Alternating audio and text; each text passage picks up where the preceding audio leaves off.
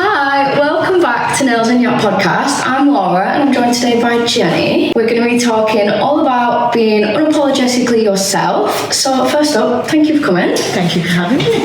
How has your week been? It's not been too bad, to be fair, this week. It's been busy. Very hot. Really hot. We're all battling the heat wave right now, aren't we? Honestly.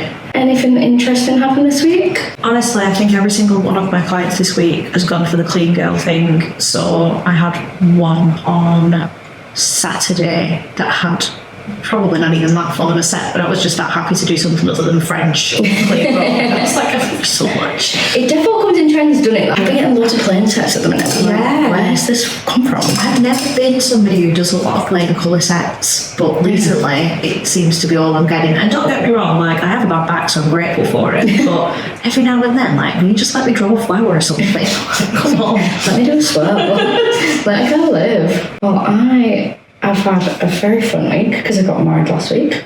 That was exhausting, to be honest. Really fun, really exhausting. And I've just done my first, it's not been a full week, but it's been 4 or 5 days back in the salon. So it's carnage, isn't it, though, in this job when you take time off? Yeah. And then you're just trying to catch up. Yeah. And you're going to tell the same stories 7 million times. Because everybody wants to know the same thing. I literally just got pictures up. I started showing people. I was like, there you go. I was like, it's there. Yeah. It's on the iPad. Welcome to Nails and Yap, the podcast where I do people's nails and we have a good old natter. I'm Laura, I'm a nail tech, and after years of hearing the funniest, deepest, and most random chats, I thought, why not turn it into a podcast? Whether you're a fellow nail tech, a client who loves a good catch-up, or someone who's just nosy about the beauty world, you're in the right place. So we're going to talk today about being fully yourself in the beauty industry. Mm-hmm. And obviously I've seen all of your content online and you're really funny and just, I feel like your personality comes across so well online. And I thought you'd be the perfect guest to talk about personality with. Honestly, I'd really like to hear that because quite frankly, sometimes I think I'm a little bit much. No, I feel like if you haven't been told you too much, do you even have a personality? I mean, I've never directly been told I'm too much, but it comes across in other ways. I'm lucky with my clients because they know my sense of humour, and as a rule, the people that book in will say I've seen your Instagram, or, I saw a video on Facebook and, you come across really funny, and I'm like, good, that probably means that you are my vibe. Yes, your kind of person. If you've seen my videos and don't find me funny, you probably should not sit in my chair. Not that long ago, I started a series making skits. I need to get back into it actually. And it was stuff that had happened to me with clients over the years. And one was my client's daughter who insisted on having stitch drawn on her nails, which was fine, absolutely fine, not a problem. So she wanted one hand as that would terrify me, and one as Loki. Now, I don't know anything about Loki. I'm not a level fan. I've not heard of. Oh, Thor's. Yeah, Thor's. Right. So and Stitch, Lilo and Stitch. Yeah, right. Okay. Two very different things. So we terrifying. Yeah, we did the consultation, and bearing in mind this kid's a teenager, so she's just having a basic gel polish that is being taken off a week later. So.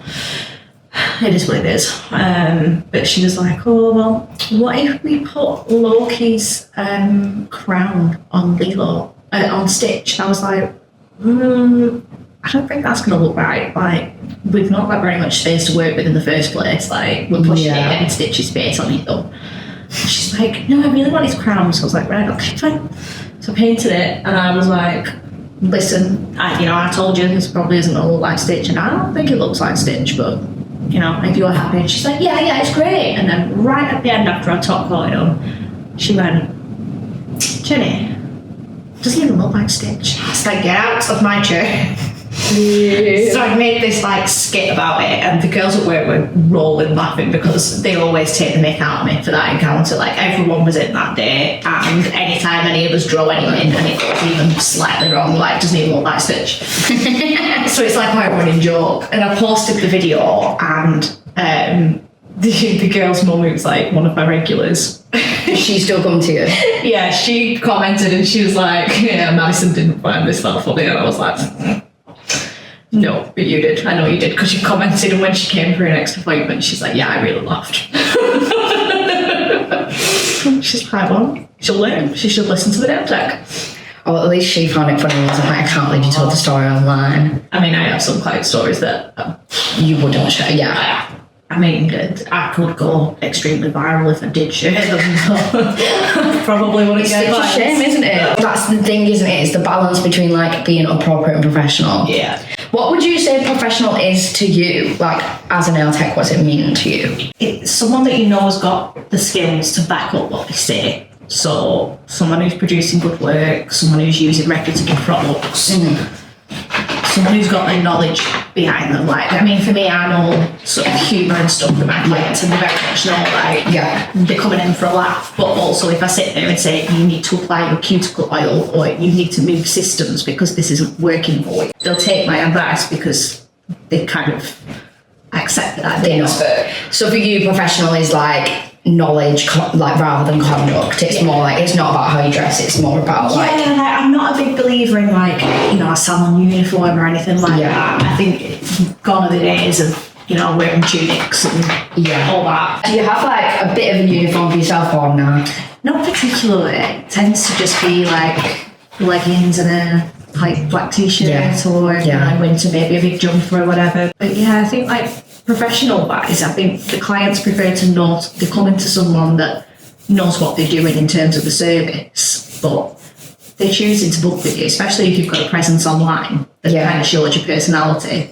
Yeah, it's not a shock when they arrive, is it, if they found you online? I think for me, being professional, again, it's less about like a salon uniform, it's less about, oh, you must wear makeup every day. I'd say for me, it's not gossiping about other clients, between clients. I think make sure everybody knows that when they sit in your chair, they're with you, and anything they share is like with you. They know that's not going to go further than that. I'd say confession at church. Yeah, literally. I'd say it's about like cleanliness, make sure you've got like a good environment, all your sanitization's on point, that kind of thing. And then I'd say like not moaning about your clients online as well, and like being professional online. But yeah, I don't think it's about personality. Being yourself is not unprofessional. No two creatives are ever the same. No.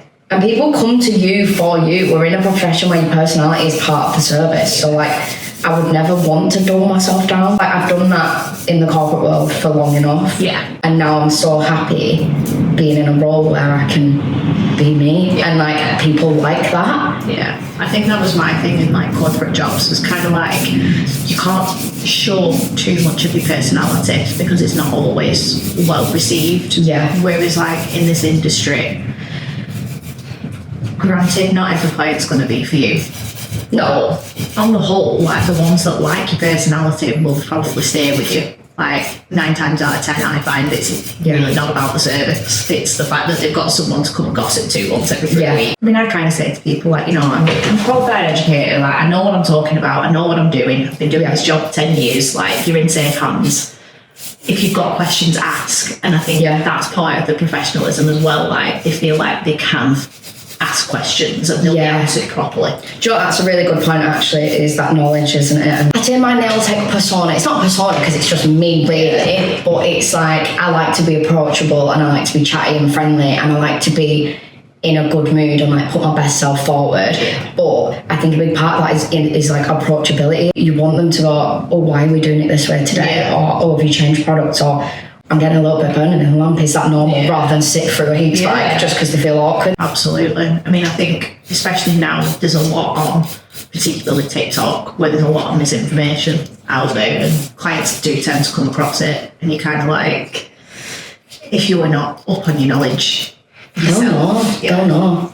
And they shouldn't be coming in more clued up than you. No, absolutely not. I think you really do have to know your stuff in this day and age. Was there anything when you did work in other salons where you were expected to act professional in a, do you know, like, were there any topics off limit, or was it like, did they want you to string back your personality? There was one salon I once went for an interview at, and I am quite glad I didn't get it actually now looking back, because that was one of those where it was probably more like spa setting, so like tunic, trousers, hair in a certain bun, like makeup done a certain way, and so it was kind of alluded to in the interview that you have to be that calm, quiet, you know, professional. Isn't that funny though that some people link professional with being quiet. Yeah. And I'm like, we can speak. And do you not think it's because it's a women-led industry as well? Because men are not expected to be quiet.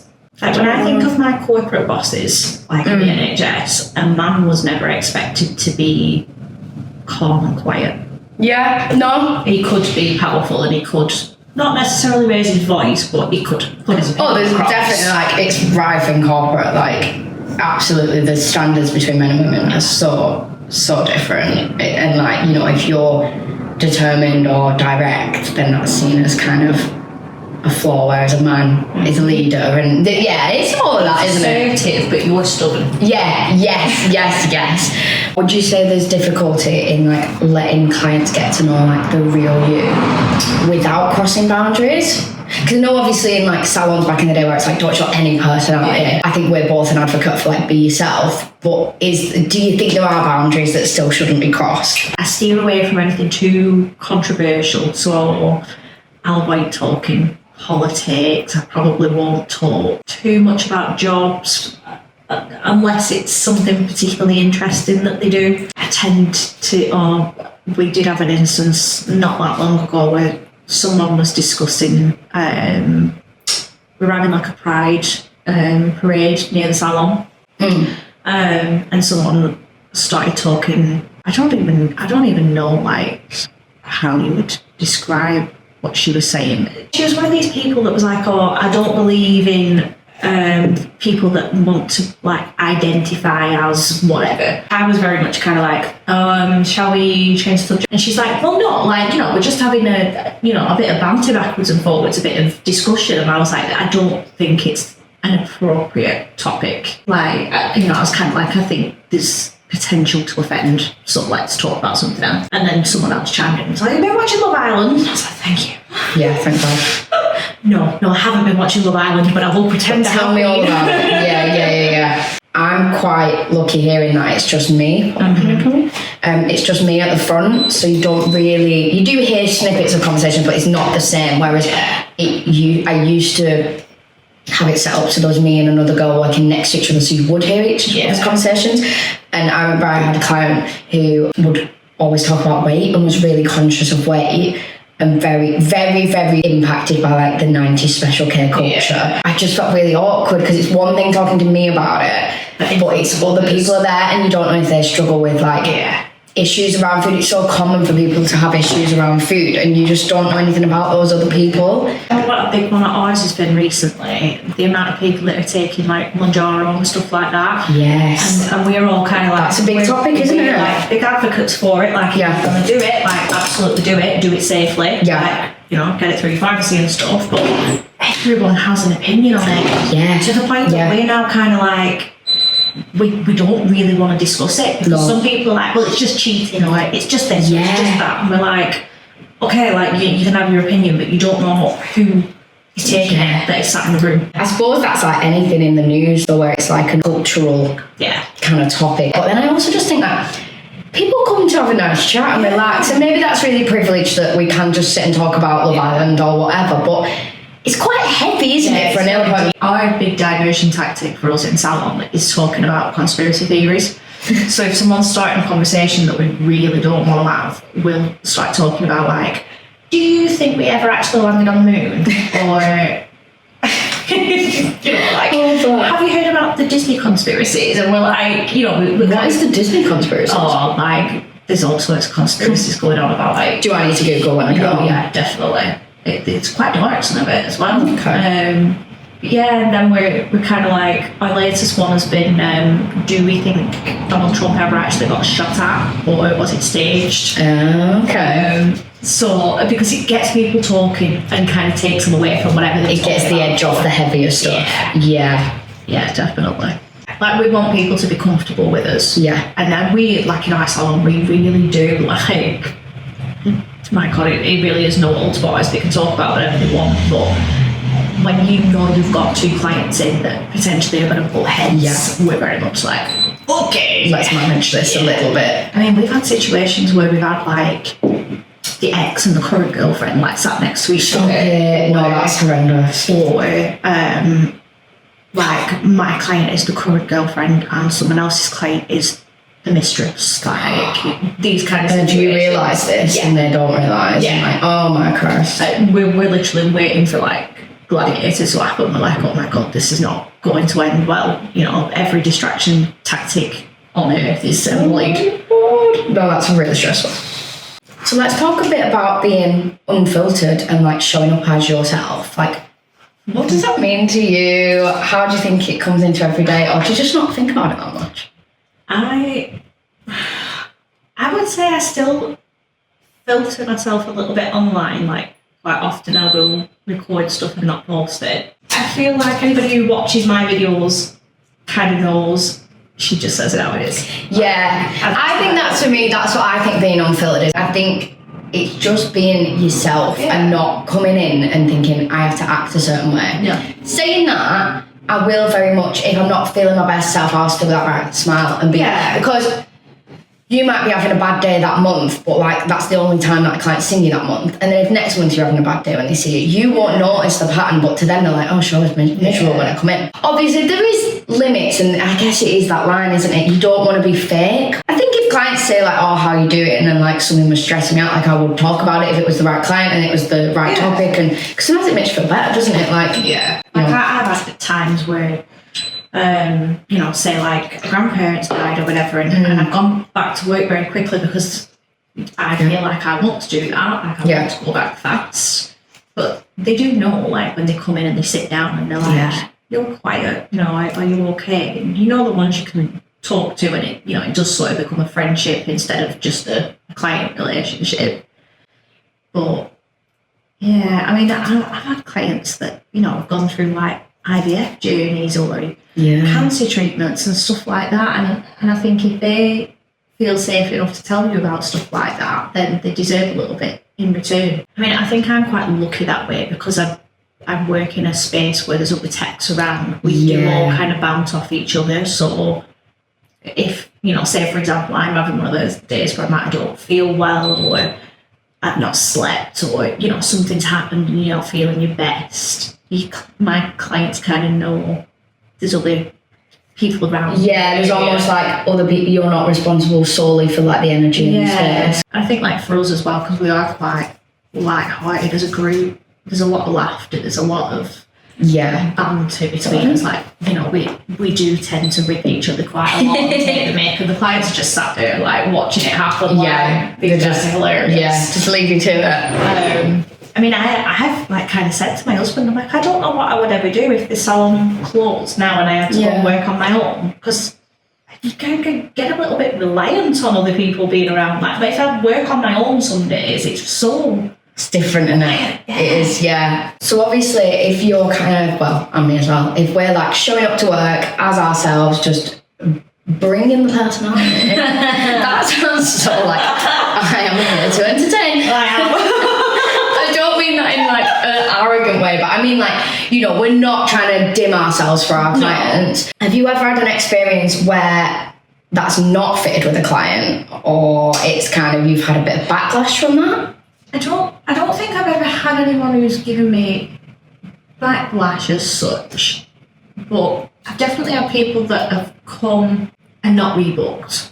In fact, I tell a lie, I did once when I still worked in corporate and I just trained. I did someone I worked with, partner. He had not forewarned me that she was very quiet and reserved, and don't get me wrong, lovely lady, really nice lady, but I think I was probably too big of a personality for her. So where I was doing the whole, you know, tell me about yourself, where do you work, how many kids have you got? Like, was she just like? Yeah, I think she was a bit like, oh, well, I don't want to talk. After I'd done it, don't get me wrong, like she was happy with the nails she got and everything else, but she never rebooked. I kind of got the vibe when she left that she wasn't going to. Yeah. But when I saw him later, it was like, oh, well, she usually goes to like the shops in town, you know, like just walk-ins. So she's not used to being spoken to, really. Like she wasn't prepared to like make conversation, and I was like, well, that's absolutely fine. Like, you know, I don't take offence at that. Yeah, I knew someone once, and she was like that. She hated when anyone spoke to her. I remember she'd gone for like a lunch break appointment, and she was like, oh, yeah, like they're good at that salon, but they just try and talk to you, and it's like, why are you pretending you care about my life? You don't. I just want to come in on my lunch break, do your job quickly, and I'll go again. I just never have considered that some people really don't want to chat. No, I wouldn't. And I think also you pick up on the vibe of the client. Sometimes you can just tell they've had a long day at work, they're a bit tired. Yeah. You naturally just like curb it off a bit, don't you? So we touched a little bit before about sort of showing up on social media, like authentically. Have you always kind of given personality on social, or is that something you developed kind of over time? No. I don't know how to say this politely, but when I love that I don't know what's about to come out of your mouth. Like, that is the best thing. Sometimes I don't either. It's a surprise for everyone. When I've worked with brands previously, I haven't always felt like I can show personality, and on occasions have been told to show less. Is that like sort of ambassador shit? Yeah, ambassador shit. Yeah. I mean, I've had occasions where even in person I've kind of been asked to tone it down a little bit, or be a little bit less loud, or, you know, when you're laughing a little bit. I'm like, how nice now that you're in a salon where you don't have to do that. Yeah, I mean, I am very, very petty is the word I would say. So a lot of things I do in life, I do out of pure spite. So the fact that I haven't been allowed to show personality now means that I will show it just out of spite. Yeah. And that's probably not the best way to get through life, but it's true. No, but I also think, like, if you've been told to dull yourself down, like, it makes you small. That's awful. Like, it's so sad. And, like, so then just having the freedom to be able to be yourself, like, and of course you're going to roll with it. Yeah. Like, of course. And I think, like, I don't want this to come across as, like, a blanket comment, but I think ambassadorship stunts you as a tech. Yeah. Because you're tied to doing what a brand tells you to do, or post what a brand tells you to post. But you're only actually hitting like a demographic of people that use that brand as a rule. Yeah. Like, you're not really hitting new brands, and particularly the ones I've worked with. A lot of brands are moving away from ambassadorship now, aren't they? I really think they should, because it doesn't work for either side. Like, the ambassadors aren't hitting the demographic they want to be hitting, because they're not really hitting anyone outside of people using the brand. People already know them, yeah. Yeah. So, like, you know, for example, my insights have tripled since I stopped being an ambassador. And I do think it's because you show up more authentically. I think being tied to one brand, it's going to stunt you, because how can you give your honest opinion? Like, you're not going to love everything from that brand, and you're not going to not want to use other brands. Yeah. So if you're just limiting yourself to one brand, like, how can you give your best service as a nail tech? How can you give your best opinions to your followers? Like, you can't recommend the best stuff if you're only allowed to talk about one brand. No, I think it comes across so much more authentic if you are somebody who uses a range of different stuff, and you kind of go, you know, for example, we were talking about hard gels, weren't we, earlier? Like, you know, I've used this hard gel from this place and it's great, but I've got a trial kit for this, so I'm going to try that and see what I think of in comparison. Yeah. Like, I think you owe that to yourself and to your clients. Definitely. Like, to try different stuff. So, but yeah, I think when it comes to brands, it is very, very tricky, isn't it? Because being yourself online, I think there's a few things you've got to think about, it, and it depends on what your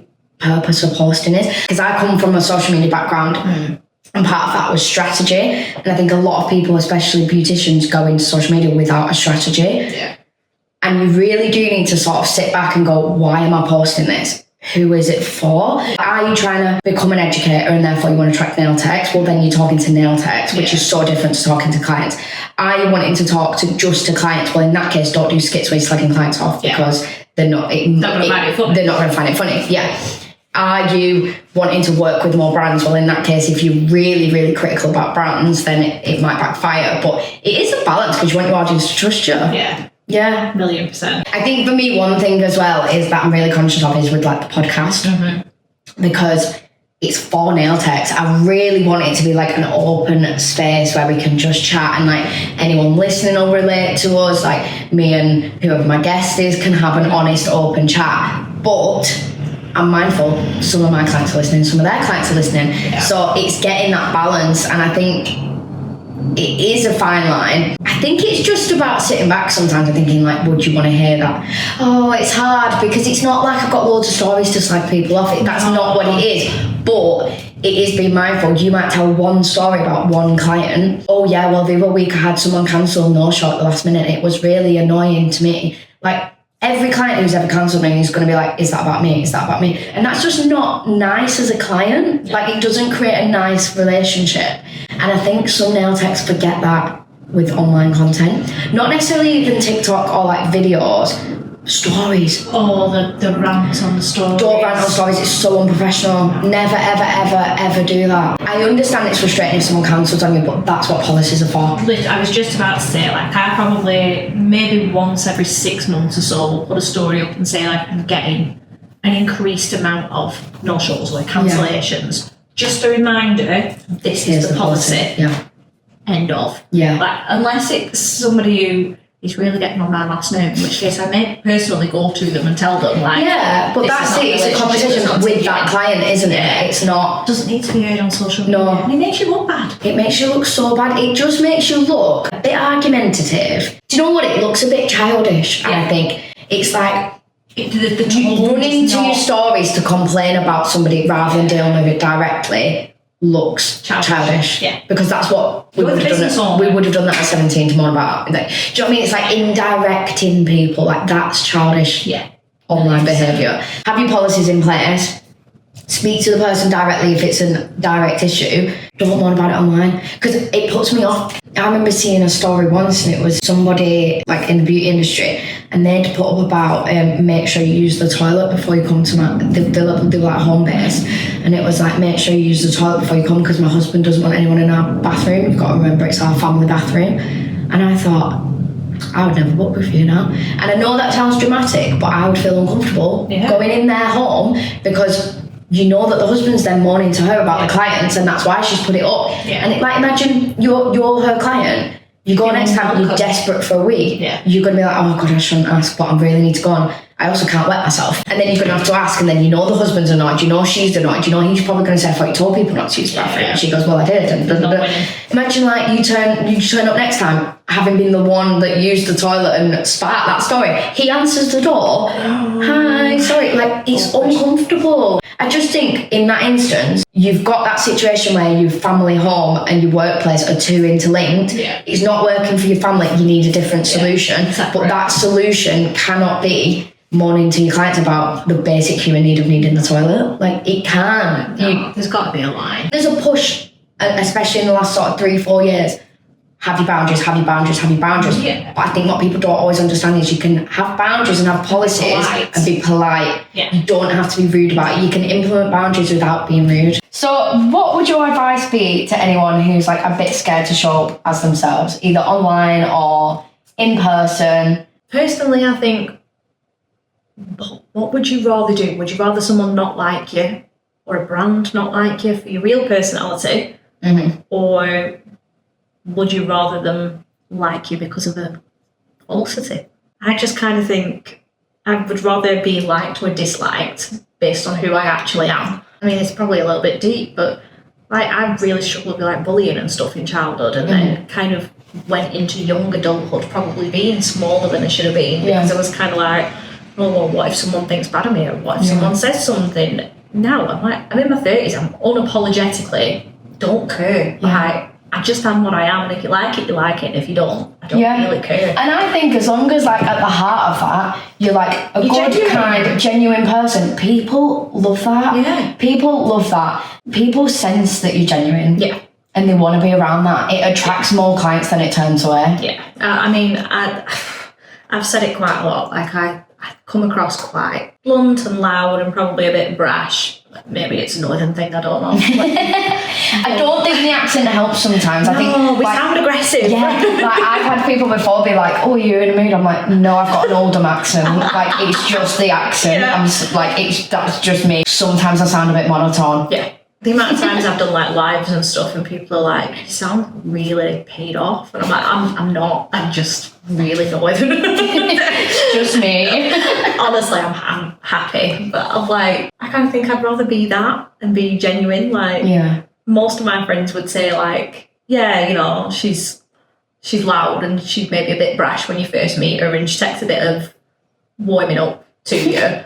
But I am that person that will sit and wake you up and kind of work out what I think of you. But then if I like it, I'm also really empathic, and I'm like, are you sad? Are you hungry? Like, are you happy? What do you need? What can I do for you? I want to like be of service. I just think I'd rather be that than be false. I have an odd theory that a lot of nail techs and creatives are in one way or another quite neurodiverse. So I think we like, not that we change ourselves, but we do kind of morph depending on who we're with. Like, I see it in myself. Like, my nail tech persona is very different to, say, what my husband gets or what my best friend gets. And different groups of friends, I find myself slightly different. Like, my sense of humour and everything's still the same, but like you adapt it. Yeah, how big and brash I am and stuff is different. Got to be a bit of a chameleon in this job. Yeah, I think when I say I'm unapologetically myself, it's like, I might laugh a bit loud sometimes. I'm not going to shrink myself, I think. I'm not going to be made to feel like there's anything wrong with me for being me and having my personality. But at the same time, that doesn't mean that I'm like, this is me, what you see is what you get, and I'm not willing to adapt. I've got a segment of the podcast called Nightmare from the Nail Desk. We've got a scenario and we need to give advice. Are you ready? So, here's the situation. I posted a TikTok that's now sitting at over 200,000 views. Wild for me. It was a voiceover video of one of my regular clients getting her nails done. And yes, she fully gave me permission and even helped me film bits of it. The video was basically a mock nail tech's inner monologue.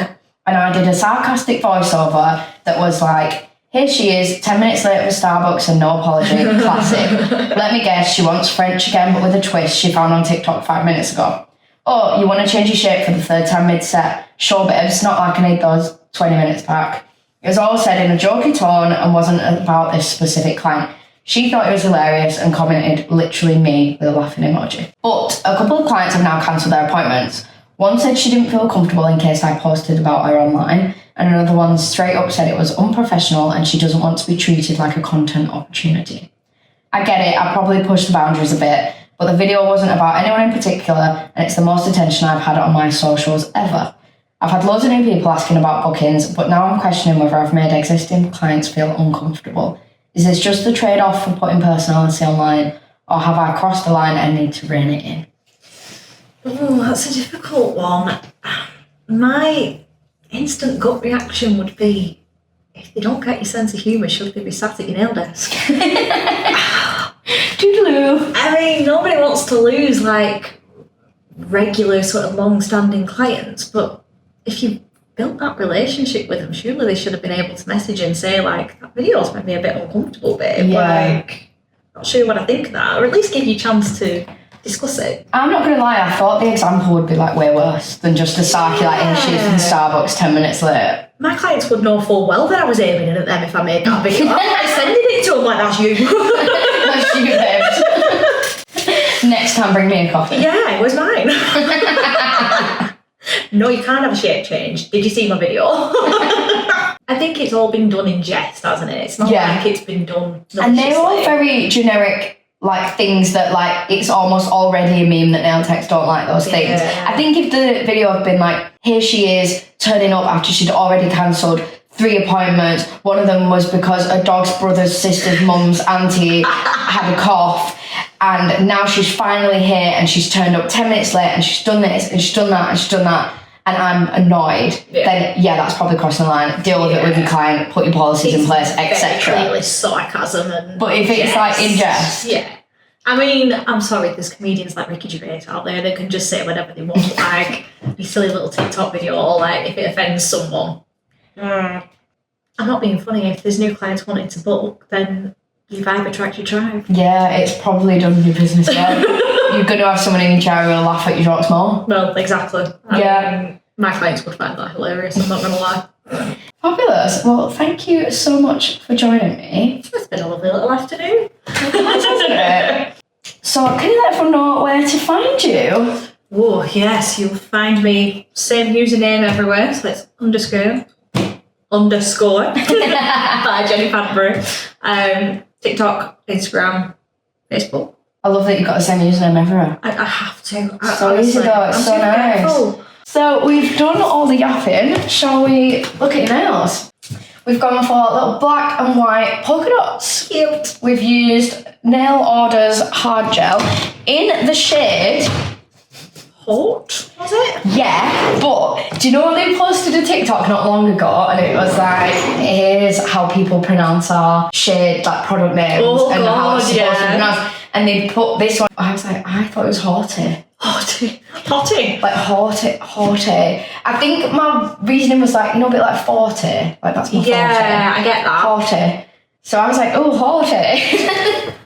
I think I commented on their video and they were like, no, that's not how you say that. So I think it is hot, but we have used Nail Orders hot in the -4 formula. It's very nice to work with, actually, that, isn't it? Yeah, it is. I really rate it. I didn't know how it would be today because I normally warm it up like between my knees while I do the prep, and I forgot today, but I think it's so warm in the salon it was fine. But I have used it in winter before. I really want to get it. Have you seen that? I've got the Thermo. Have you got it? So I really want it because in winter sometimes it's freezing and I find it really tricky to work with in winter. But it is good. Yeah. I've been using it to cool my stuff down this week. I feel like that should have been a Easter purchase because like Black Friday, like it'll already be cold by then. But like I just resent buying things not in the sale. I mean, you can always heat in winter as well.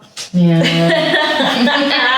I use it for my acrylic and everything as well because monomer is so hard work, especially seasonally. Like see, I'm not trained in acrylic, so. Oh my god, honestly, summer it acts like cement, winter it turns into water. So you get like 2 good months out of the year. Why? Just because it's exothermic reaction, so your beads are just so affected by the heat. Right. More so than gel. Because you don't cure acrylic, do you not? No. Right. No, but the molecules all like bind together in like a heat reaction, but when it's really cold it takes a little bit longer, so it tends to just get water. And then when it's hot it's really fast and then it's like causing heat spikes. Yeah. That's it. So I'm like, I get my little Thermo Pro out and I'm just like, just pop it all around there. I know, I need to get one. I need to invest. Do you know what? I need to place an order soon because all my products have run out at the same time. So if you've got any recommendations, have you let me know. downloaded the app? I haven't yet. Download it. I need it. 15% off. I know. I was thinking I need to be smart with this and wait till I've got a big order and then do a 15% off. So I need new build gel, new sanitizers. I'm probably going to be tempted by some colours as well. I'm obsessed with that new juicy fruit sanitizer. Nice. I would wear it as perfume. What's it smell like? Like the juicy fruit chewing gum used to be able to Oh, okay. Oh, it's so good. The girls in the salon are all like, will you stop spraying it? Do you know what? I love the fresh ones. I love Maldives and I love the cactus and sea salt. Yeah. I love the Lucy Pastorelli one as well. That's nice. I can't get on board with that. Can you not? I think it smells like a candle. So I like that. It smells like cleaning stuff to me. I can't deal with it. Interesting. See, I'm like that with anything too like orangey or lemon. I'm like, smells like cleaning stuff to me. Oh yeah, no. If it smells even like apple-y, I'm like, no. If it smells like Mr. Muscle, get it away from me. I want pink stuff all day long. And with that, we'll say bye. Thank you for joining me. Thank you for having me.